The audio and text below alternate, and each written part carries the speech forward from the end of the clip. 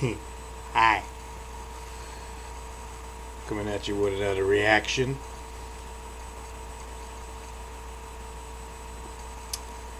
I haven't done this guy before with you guys.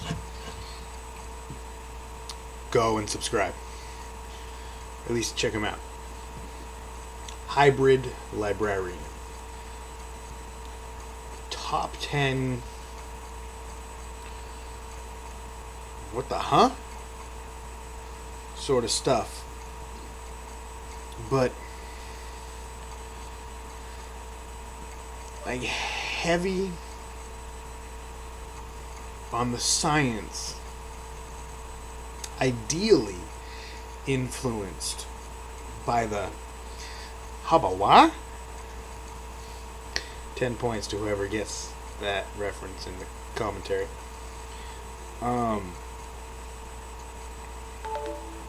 It's a lot of interesting stuff.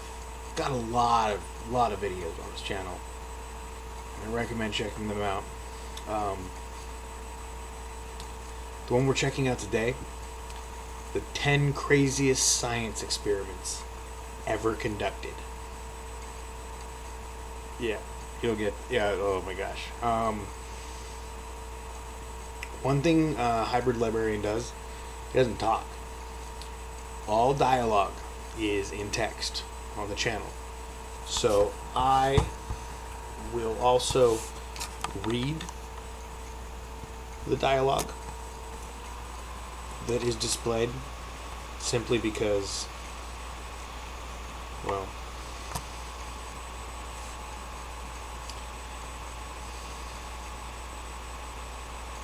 it might not be easy to read on my little small corner of a, yeah. So, without further ado, react.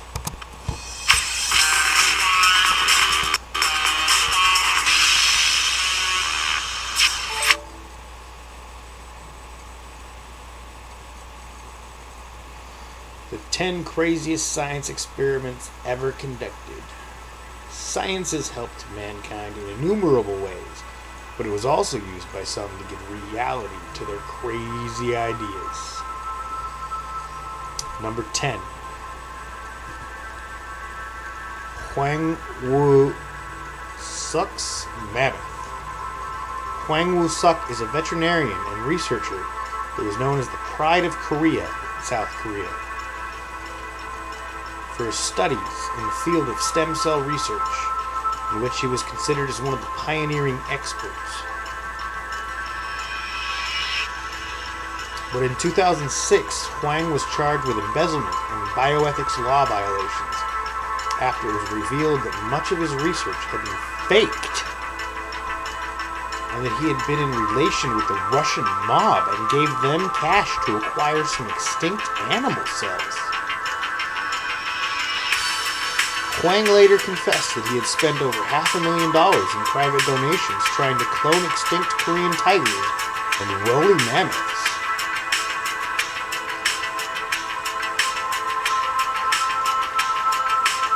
Number 9. Paracelsus homunculus. Paracelsus was an alchemist and physician from the 1500s, credited for his works in the fields of toxicology and psychotherapy. His research has marked the emergence of modern pharmacology and the science of chemistry from alchemy. But his groundbreaking work soon garnered the anger of other physicians in Europe, which left him very frustrated.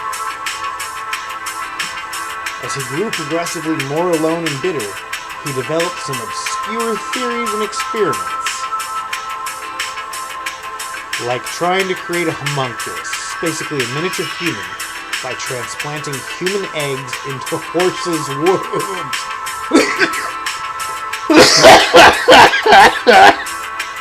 8. Duncan McDouglas's 21 grams theory.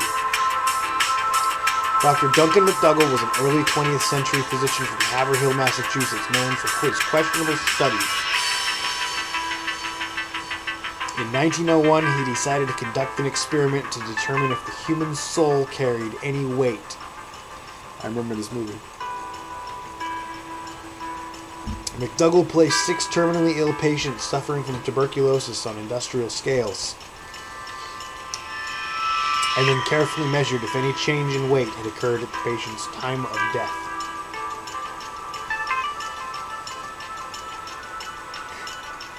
According to McDougall, each patient lost 21.3 grams, a change of weight that he claimed did not occur on dogs in similar conditions. Later known as the 21 grams theory, the results of his experiment remain highly controversial to this day. Number 7. Stephen Besley's Fear Before Death. Dr. Stephen Besley was a physician at Sugar House Prison in Utah, where he saw many prisoners being executed, and thought of them as an opportunity to observe the vital signs of a person knowingly waiting for certain death. Condemned to death for murder, John Deering volunteered to participate in Besley's experiment. And on October 31st, 1938, he sat on a chair and allowed a prison guard to place a black hood over his head. A target was pinned on his chest, and he was hooked up to an electrocardiogram while shot by a firing squad, which, unsurprisingly, showed that people who are about to be executed are afraid. Number 6. Sia's Mind Control? Project MK-Ultra, or MK-Ultra, was the code name for a secret CIA research program, ran by the Scientific Intelligence Division of the CIA that began in the early 1950s and continued at least through the late 1960s. There is much published evidence testifying that it engaged in many illegal activities to alter the brain functions and manipulate individual mental states that involve drugs, isolation, sexual abuse, and various forms of torture, all intended to controlling an individual to the point where he will do our bidding against his will. Considering the thousands of participants, the uncontrolled nature of the experiments, and the lack of follow-up data, the full impact of MK-Ultra experiments, including deaths, will never be known. 5. Johann Conrad Dippel's Elixir of Life. Johann Conrad Dippel was an alchemist and physician born in Castle Frankenstein in 1673. He was thought to have inspired Mary Shelley's famous novel Frankenstein, published in 1818.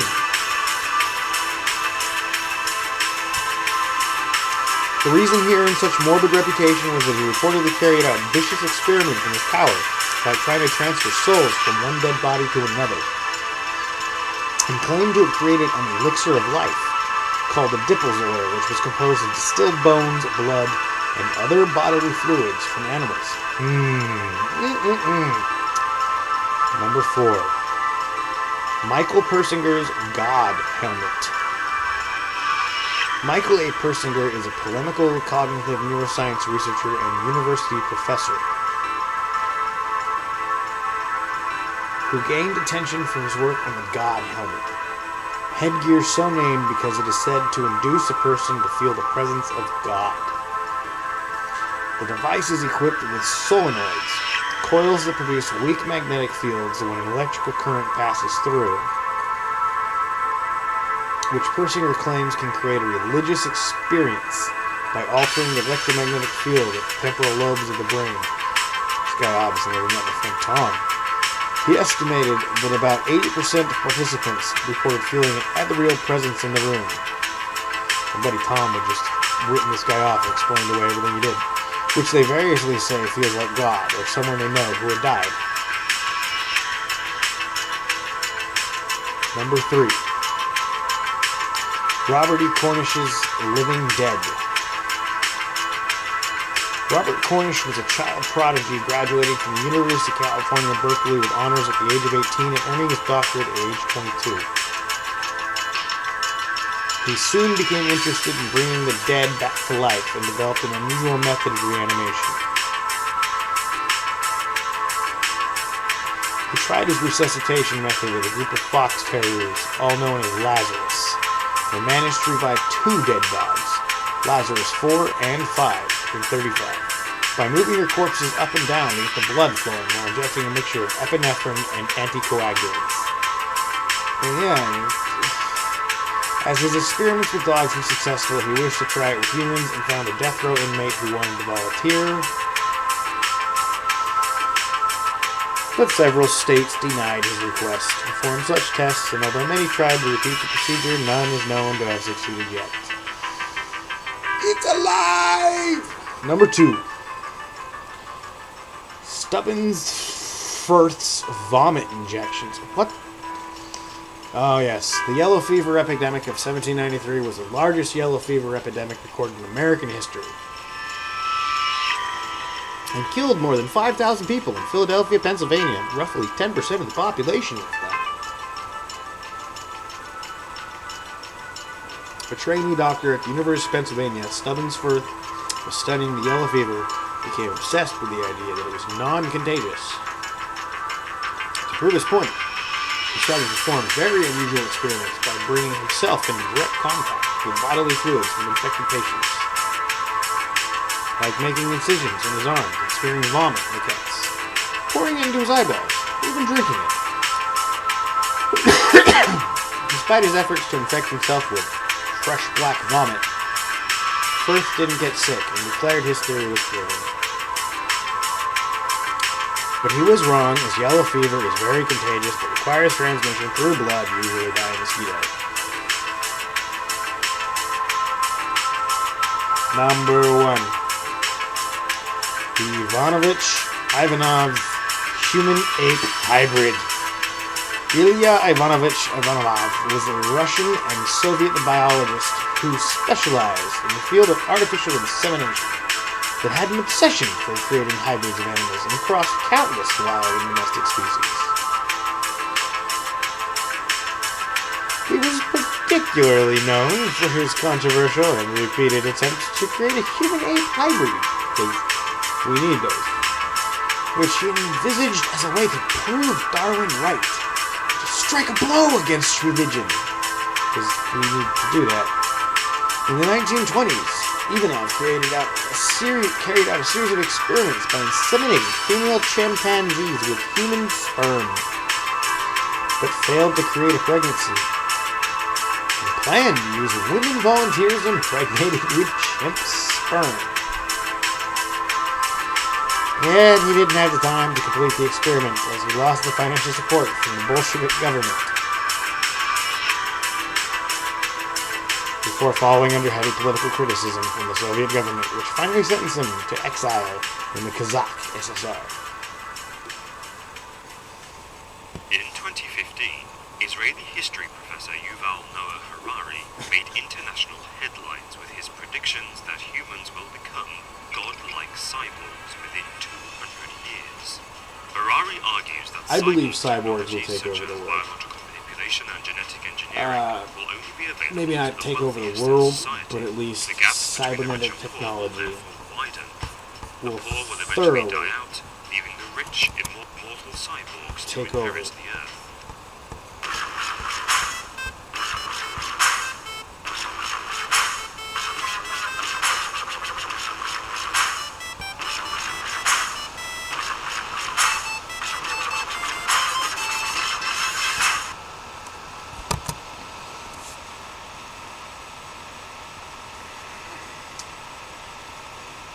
There's some mad scientist motherfuckers out there.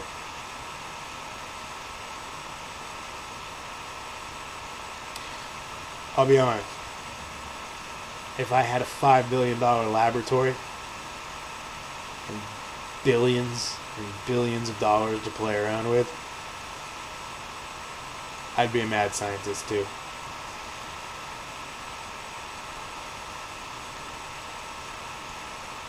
Yeah. I'd take a tiger and I'd crossbreed it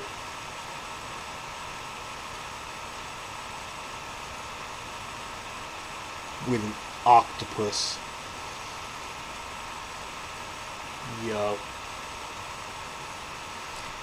I'd make an 8-legged amphibious tiger. With really big eyes. Tell me what you thought. Hit me with your comments down below. And check out some other videos from Hybrid Librarian. It got some really interesting ones. And maybe you'll find one that you say, hey, Chris should react to that. I don't know.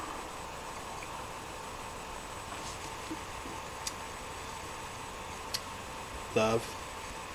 Peace. My hair is full of grease.